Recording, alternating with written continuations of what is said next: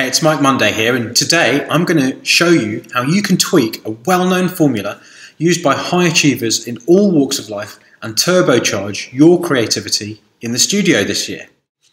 So of course I'm talking about goals. Now, while having goals isn't the typical image of a freewheeling music producer, it has been shown time and again that goals do help you move forward. The psychologist Mihaly Csikszentmihalyi, who studied hundreds of people who experienced that state of flow where everything comes out easily, you lose track of time and you do your best work, and he studied hundreds of people in all walks of life who experienced this state regularly, he found that all of them, without exception, have challenging goals of their own choosing. So it's very important to have goals because they increase your focus, they increase your accountability to yourself, and if you tell somebody about them to other people, they allow you to course correct as you move towards them, because as you get closer to your goals, inevitable things happen in your environment or your situation, or in achieving the goal, they change slightly and you can course correct as you go move towards them. And then all of this increases your actual motivation to achieve them. And there's a traditional method of setting goals called the SMART goals, used by business and coaching.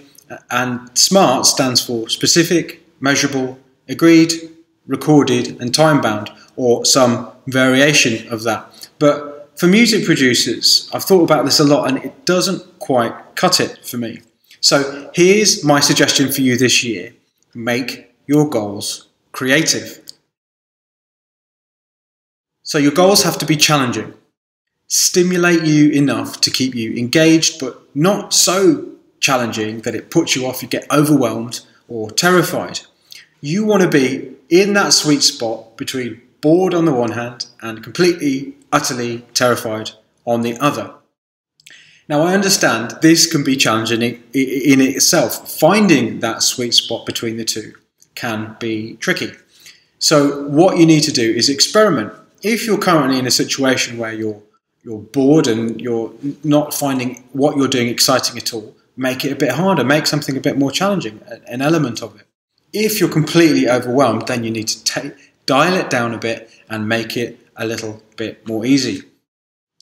Then your goals also need to be recorded. A goal that isn't recorded is just a dream. Rewrite them regularly, and if you can, do it every day. This keeps your brain day to day focused on the prize and also allows you to do that course correction I talked about. And even better, if you can, I really like telling somebody else about your goals. Some people don't like to tell other people their goals, but I do. I find it makes it much more likely for me to do it if I've told someone I'm going to do it. In fact, on my Make Music Your Life forum, which all of my program members get free access to, I actually have a separate section on there called Action Accountability, where folks can record their goals for the month, just 3 goals for the month, and people report that this actually keeps them focused and much more likely to achieve them. Then your goals need to be explicit. What this means is you have to be able to say when you've achieved it. It needs to be clearly defined, and even better, something that's measurable. So this is relatively easy when you've got a goal like, I want to write a track a week for 6 months. That is very easy to measure whether you've achieved it or are achieving it or not. But you can also do the same with something that is seemingly much less defined and measurable.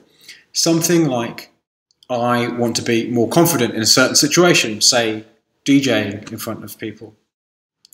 I do this all the time with one-to-one clients, and it's a very simple process of essentially asking some questions. So the first question to ask is, on a scale of 1 to 10, where are you now? Where 1 is completely terrified and 10 is Superman confident. So they'll say a 4. And then I'll say, what's your goal? What's your end goal? Where do you want to be? At what point would you say, I have achieved my goal? They'll say something like an 8 out of 10. Then I'll define what that 8 means. What has to have happened What are you doing differently? How are you feeling differently? In order for you to say, I'm now an 8 out of 10. That's defining the goal.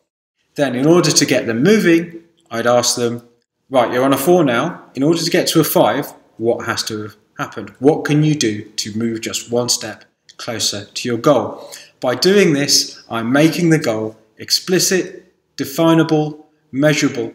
They will know when they've achieved it, and they'll also know when they're taking a step closer to it.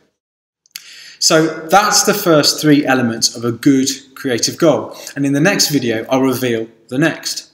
So in the meantime, I want you to have a think about a few things. At the moment, in your music making, are you bored or overwhelmed? How could you get closer to that all-important sweet spot between the two? When in your day could you start recording your goals? Who could you tell about them? And if your goals are currently undefined and not measurable, how could you either break them down or redefine them so they are? So that's it for now. So until the next time, onwards and upwards.